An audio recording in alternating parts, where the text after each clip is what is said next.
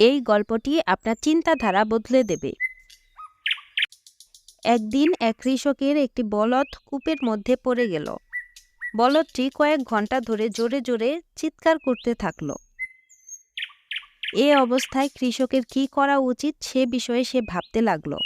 বলদটা তো বুড়ো হয়ে গেছে, এটা আর কোনো কাজে লাগবে না ভেবে সে বলদটাকে পুঁতে দেওয়ার সিদ্ধান্ত নিল।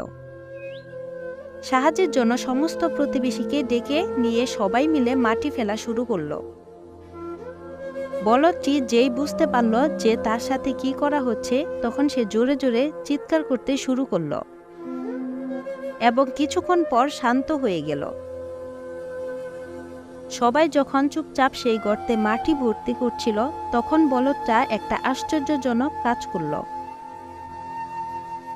বলদটা তার পিঠে পড়া সমস্ত মাটিকে নড়ে চড়ে নিচে ফেলে দিতে লাগলো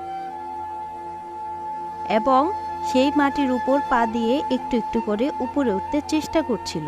এইভাবে এক একটা ধাপ উঠে সে একটা ঝাঁপ দিয়ে বাইরে পালিয়ে গেল। মনে রাখবেন, আপনার জীবনেও প্রচুর ময়লা ফেলে দেওয়া হবে। প্রচুর ময়লা আপনার উপরে পড়বে, যাতে আপনাকে এগিয়ে যেতে বাধা দেওয়া হবে। কেউ আপনাকে অহেতুক সমালোচনা করবে, কেউ আপনার অহেতুক খারাপ বলবে।